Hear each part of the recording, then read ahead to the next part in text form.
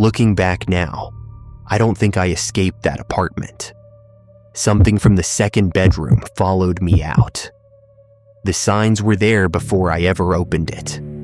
The rent, the landlord's warning, and my slippers standing in front of that door the first morning. I should have left, but I didn't. At the time, I had just moved to a huge city for my first job. My salary barely covered rent, and every other room was too expensive, too far, or too dirty. Then I found that apartment, an old concrete building on the edge of the city, with damp stairs and a hallway that smelled like mildew and old cooking oil. Too cheap, honestly. But when you were 23 and almost broke, too cheap starts to look like luck. The landlord was an elderly woman with a careful voice. She showed me the rooms, then pointed to the second bedroom. "That room is storage," she said. "Do not open it. Do not clean it. Do not ask." I thought she meant old furniture, so I agreed. For a few nights, everything was normal.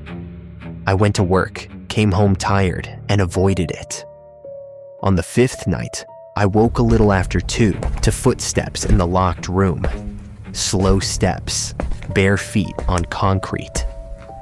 Then another sound followed, softer and lower, like wet cloth dragged across the floor. I lay there without moving, telling myself old buildings make strange noises. Pipes knock, walls carry sound. But this was on the other side of that door. By morning, my water glass faced the second bedroom. My towel lay before it. My black hair tie was on the doorknob. That was when I started taking photos before bed. It felt ridiculous, but every morning, one thing in the photos had changed. I messaged the landlord, "Is there a noise problem in the spare room?" She replied almost instantly, "Whatever you hear, do not open it." After that, I stopped using the living room at night. I locked my bedroom door and pushed a chair under the handle. By 1:50, I was awake. One morning, a thin line of gray dust had gathered under the second bedroom door. Up close, it smelled faintly of burned incense. I knew I should leave, but I had paid deposit and rent, and some stupid part of me wanted an explanation. Then came the hottest night of July. The air conditioner died. Around 1, cold air started slipping from under the second bedroom door.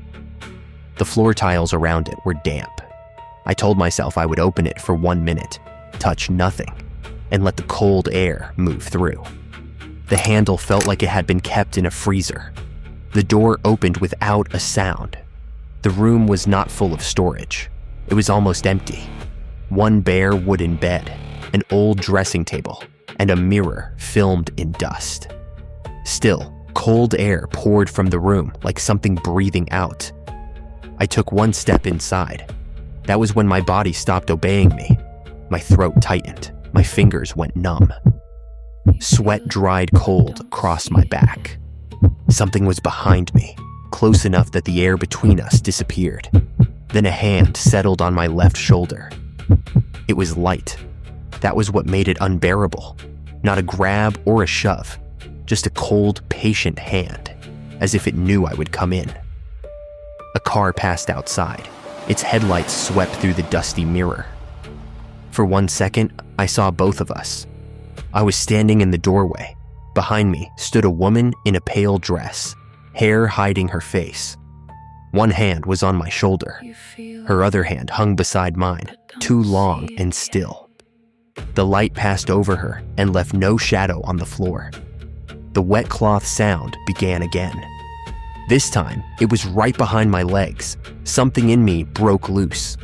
I slammed backward, tore myself from under the hand, and pulled the door shut. A thin scream came from inside, sharp and metallic, like a nail dragged down glass. At sunrise, I called the landlord. The moment I said I had opened the second bedroom, her voice changed. "You went in?" she asked. You really went in." Then, almost angrily, she said, "I told you not to open that door." Only after I said I was leaving did she tell me the woman before me had died in that room.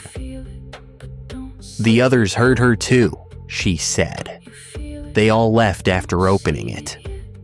I packed without showering, eating, or looking at the door again.